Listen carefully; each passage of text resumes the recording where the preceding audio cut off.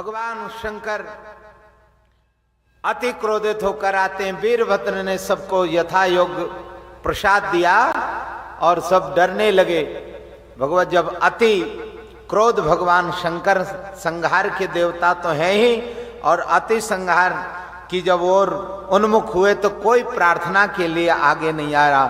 ब्रह्मा ने प्रार्थना की, सभी देवी देवता सब प्रार्थना कर रहे हैं, निवेदन किया जा रहा है हाथ जोड़ के, इत्याकरण बचासा में चिंता माप शिवा तदा उवाच सा स्वन्मसी विस्मता जगदम्बिका।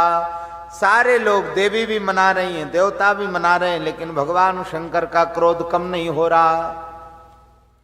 जब भगवान शंकर का क्रोध कम नहीं हुआ और जहां तहां संहार में लगे रहे, रुद्रगण भी संहार में लगे रहे, तब सब मिलकर के देवताओं ने प्रार्थना की और किसी तरह भगवान शंकर का क्रोध शांत किया।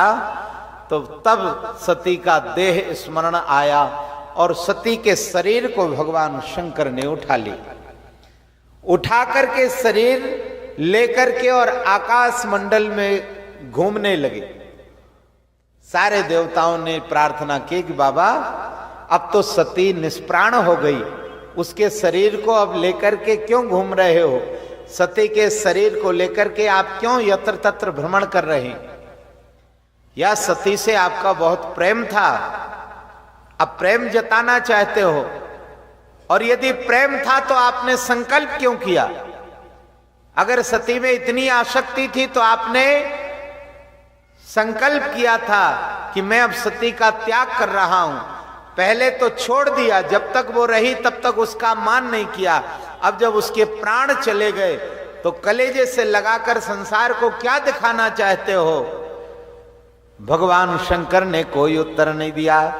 तो कहते हैं श्री हरि विष्णु सामने आए और विष्णु ने भगवान शंकर की स्तुति करते हुए हाथ जोड़े और कहा, ध्यानम सत्यम पूजा सत्यम, सत्यम देवो निरंजनः, गुरुर्वाक्यम सदा सत्यम, सत्यम देवो मापति। आप संसार के जगत गुरु भी हैं, पिता भी हैं। मैं आपके चरणों में प्रणाम करता हूं। आप प्रसन्न होकर के मुझे ये बताइए कि सती मैया के शरीर को छोड़ोगे कैसे? आप क्या दिखाना चाहते हो संसार को? भगवान शिव बोले कि संसार के लोग क्या समझ रहे हैं? भगवान विष्णु बोले संसार के लोग कह रहे हैं रुद्र संसार को उपदेश देते हो पर आप दिखावा कर रहे हो। जब तक सती जिंदा रही तब तक तो आपने उसकी तरफ देखा नहीं, छुआ नहीं, और आज सती ने जब प्राणों का विसर्जन कर दिया तो उसके शरीर को छाती से लगाकर घूम रहे हो।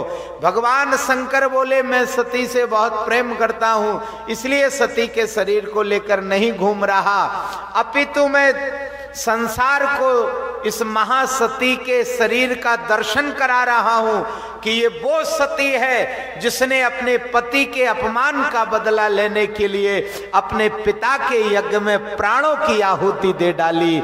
ऐसी सती ना तो दुनिया में होगी और ना हो सकती है। सृष्टि की इकलौती बेटी है जिसने पति के सम्मान के लिए पिता के यज्ञ में अपने प्राणों को ही निछावर कर दिया।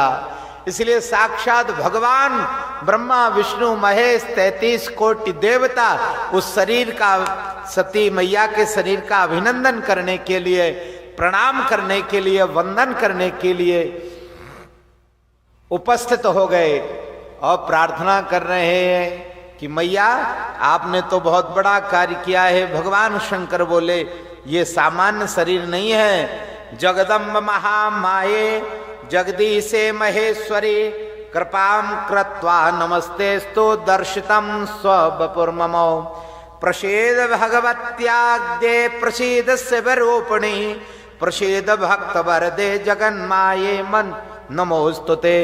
हे जगन्माता हम आपको प्रणाम करते हैं। सारे देवता सती मैया के शरीर को नमन कर रहे हैं। तुष्टा हम दक्ष भवता सद्याक्ता है नया वृषम वरम व्रणीस्व स्वाभीष्टो नादेयम विद्यते तब। क्या करना है? कहा दक्ष प्रजापति को जीवित करना है। सती मैया प्रसन्न हुई तो पिता को जीवित कराने के लिए अब सिर तो डाल दिया हवन कुंड में। सिर कहां से लाएं? तो एक बकरे का सिर लाया गया, काट करके लगा दिया, क्योंकि वो भी तो बार बार मैं करता था, मैं प्रजापति मैं प्रजापति मैं प्रजापति। तो बकरे का सिर लाकर लगा दिया, जीवित कर दिया, यज्ञ को पूरा कराया, पूर्णाहुति कराए। और भगवान शंकर ने अब बकरे के का सिर कहां लगाएं? बकरे को भी तो जीवित करना है। तब फिर सूक्ष्म जगत के जीवों में से केकड़े का सिर काट करके बकरे को जीवित कर दिया गया, क्योंकि जन्म के बाद उसकी मां उसको पीठ देकर सो रही थी। 6 महीने तक जन्म के बाद बच्चे को पीठ देकर के नहीं विश्राम करना चाहिए, उससे बच्चे की आयु क्षीण हो जाती है। इसलिए कदापि चाहे एक करवट शून्य हो चाहे कुछ हो, बच्चे को उठा करके स्नरप करो, लेकिन 6 महीने तक बच्चा ना हो तब तक उसे पीठ दे करके विश्राम नहीं करना चाहिए। बोलिए शंकर भगवान की। तात प्रजापते दक्षो शरणं मे परमं वचा सत्यं ब्रवीमि त्वद्भक्त्या सुप्रसन्नाखिल प्रदा अहम तब सुता दक्षो त्वज्ञाता यां महेश्वरी भविष्यामि न संदेहस्त्वयि भक्ति विस्वर्तनी तथा यत्नं करिष्यामि तपः कृत्वा सुदुस्साहं हर्जाया भविष्यामि तद्वरं प्राप्य जानगौ नान्यथा कार्य सिद्ध्यर्थी निर्विकारी सच प्रभो विधेयर विष्णोस्य संसेव्या पूर्णा ये सदाशिव। ब्रह्मा की आज्ञा से अब दक्ष प्रजापति भगवान के चरणों में प्रार्थना करता है।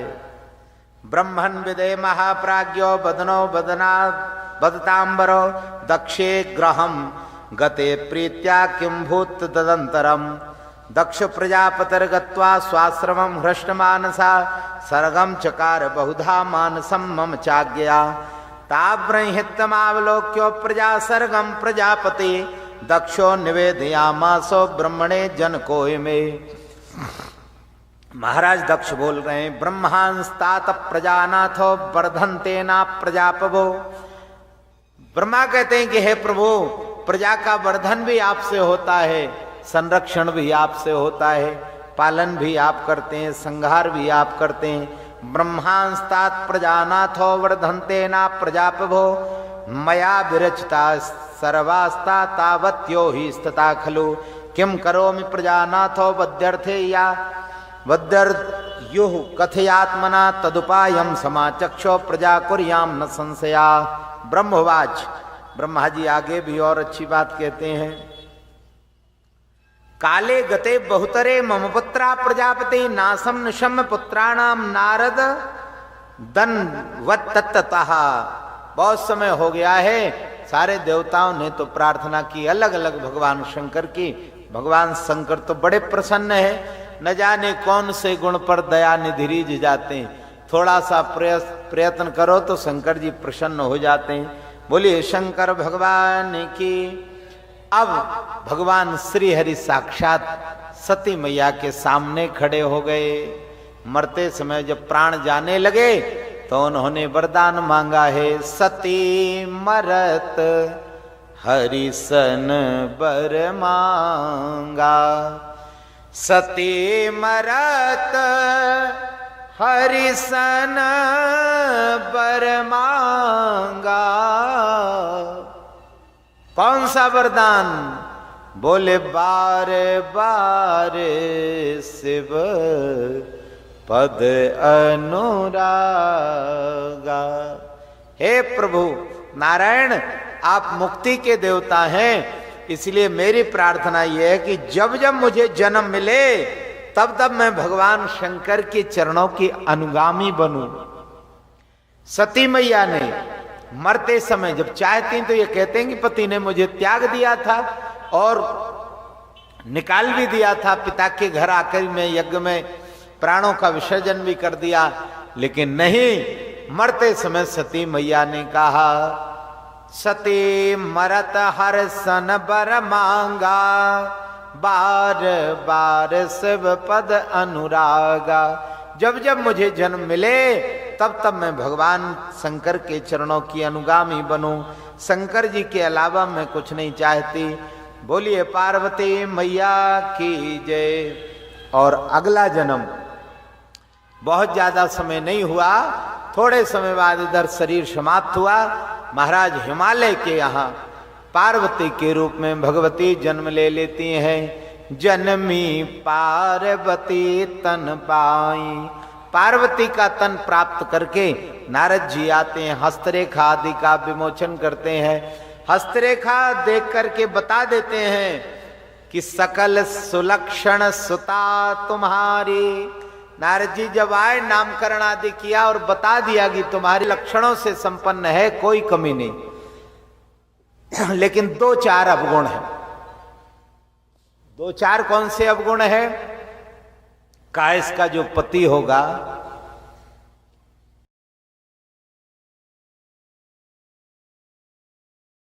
वो जोगी होगा, जटिल होगा और अकाम मन होगा।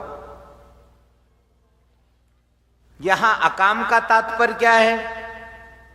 अकाम का मन तात्पर्य है कोई कामना न चाहने वाला। शंकर जी की क्या कामना होगी? दिया ही दिया है पर ध्वजा पे लिखे ना दिया है। वो तो संसार को बांटने वाले हैं, उनकी क्या इच्छा होगी? कोई कामना नहीं। जोगी जटिल अकाम मन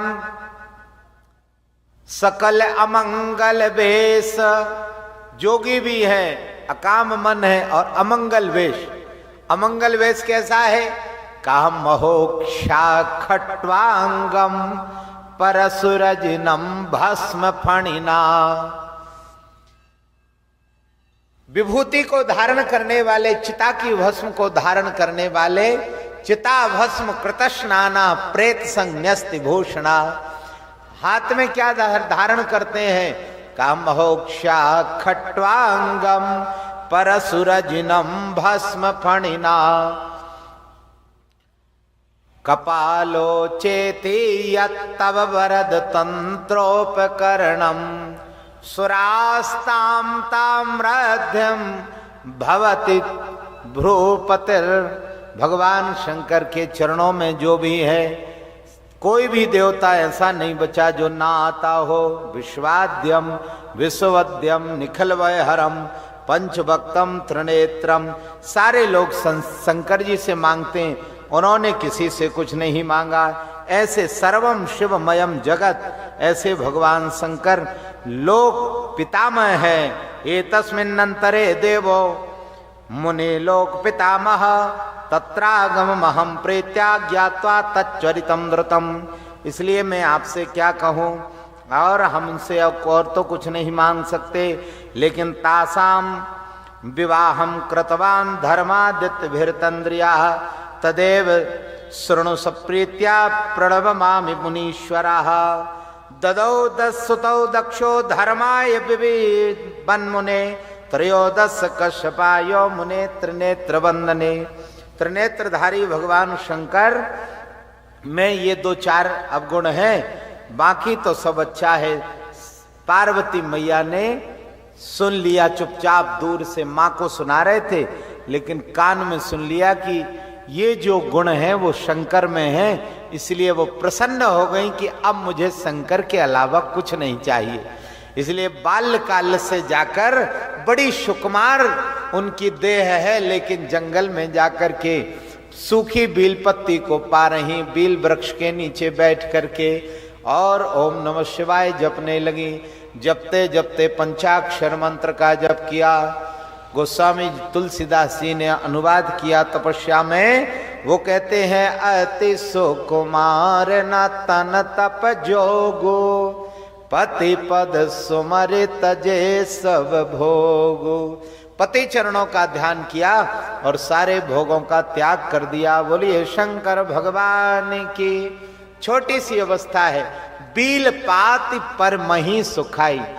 वृक्षों का भी अकारण अपमान नहीं करना चाहिए। डंडा मार रहे हैं और वृक्षों की शाखाएं तोड़ रहे हैं, ये भी वृक्षों का मान नहीं है, यदि आप लगा नहीं सकते तो वृक्षों को दंडित भी ना करें।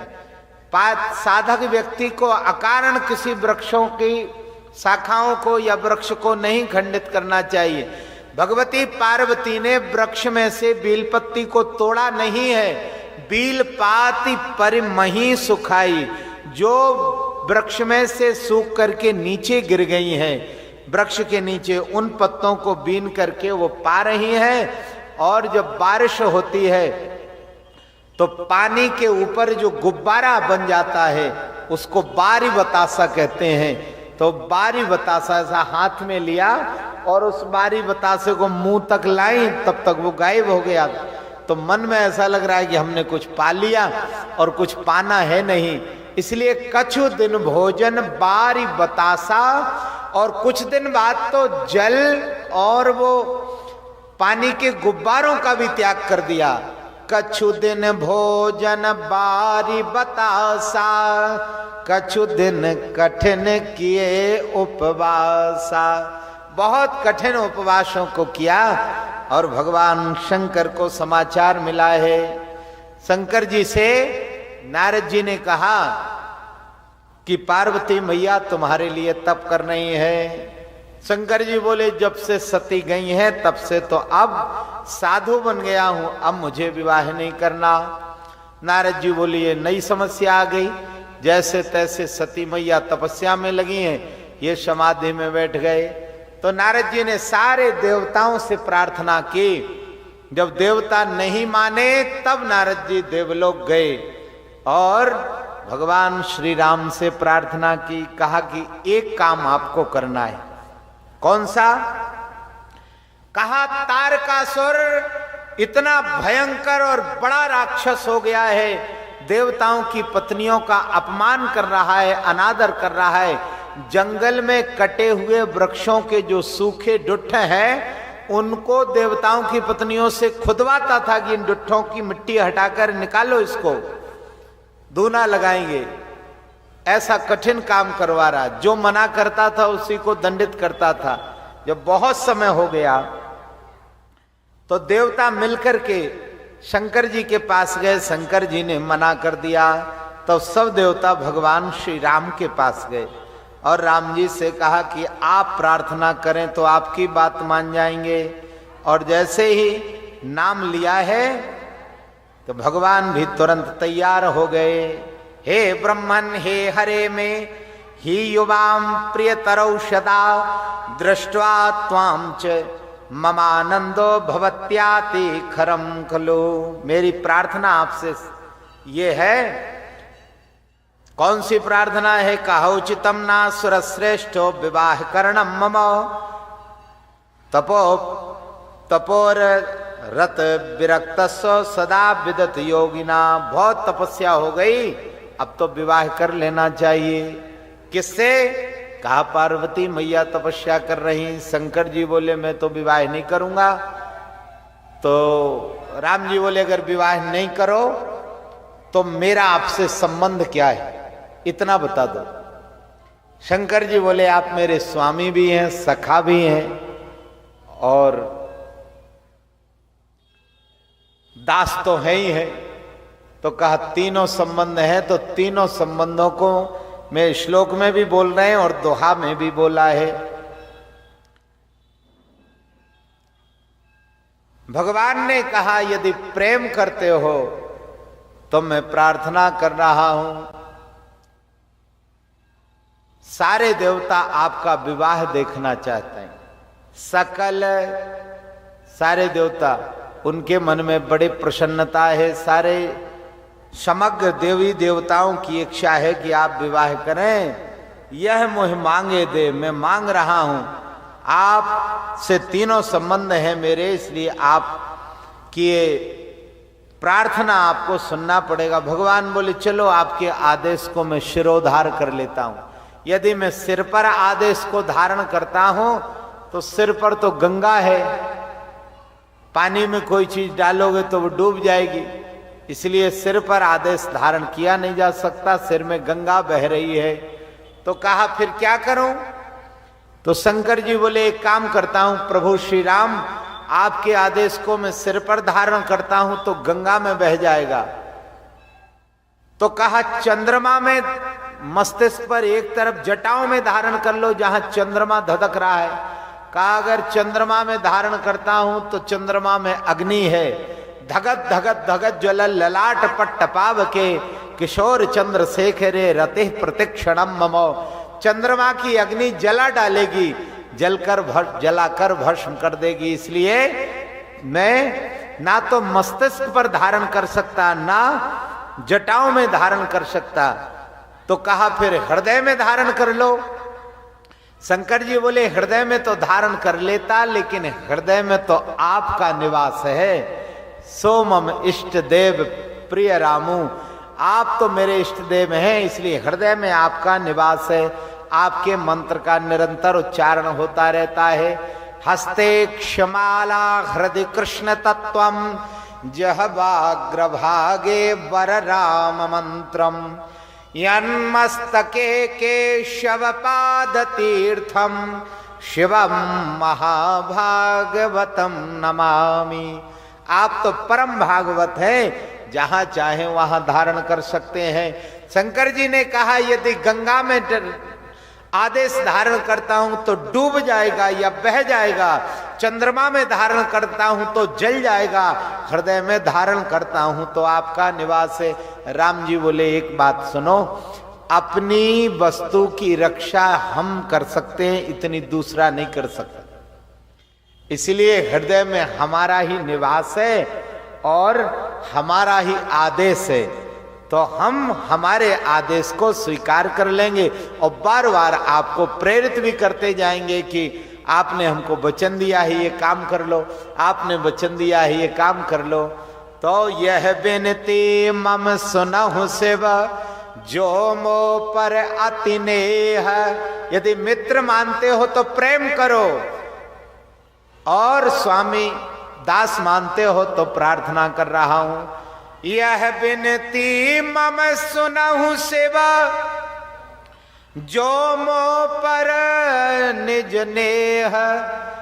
तो जाय विवाह शैल जही यह मोहे मांगे दे। यदि आप मेरे आदेश को स्वीकार करते हैं तो चले जाओ पार्वती के साथ विवाह कर लो। तो भगवान शंकर ने सप्त ऋषियों को भेजा और सप्त ऋषियों को जाकर के भेज करके परीक्षा ली सती मैया की कि आप वाकई में उनके योग्य है कि नहीं। तो सप्त ऋषियों ने जाकर के कहा कि तुम पागल हो पार्वती, जो शंकर बौरे पति के लिए तपस्या कर रही हो। तो पार्वती ने कहा क्या करूं? कहा विष्णु सकल गुण धाम, महादेव अवगुण भवन। भगवान शंकर में ऐसा कोई अवगुण नहीं जो ना हो, और विष्णु भगवान में ऐसा कोई गुण नहीं है जो ना हो। इसलिए महादेव अवगुण भवन विष्णु सकल गुण धाम। भगवान विष्णु सारे गुणों के धाम है। तुम जाओ उनसे विवाह क्यों नहीं कर लेती हो?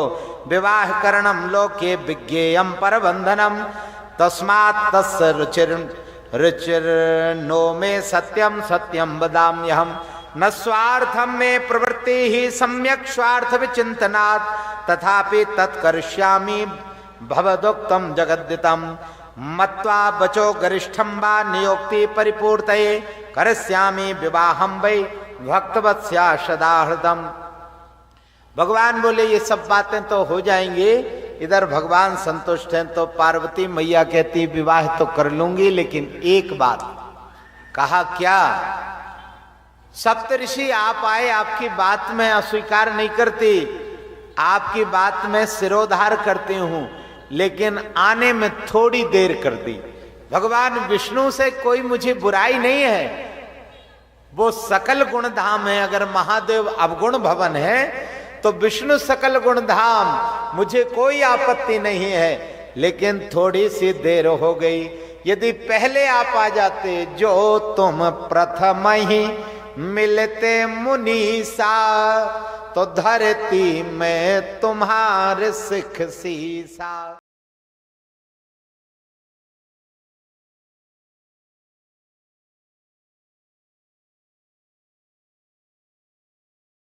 आनंद टीवी से जुड़ने के लिए आप हमें व्हाट्सएप करें 9277395752 पर।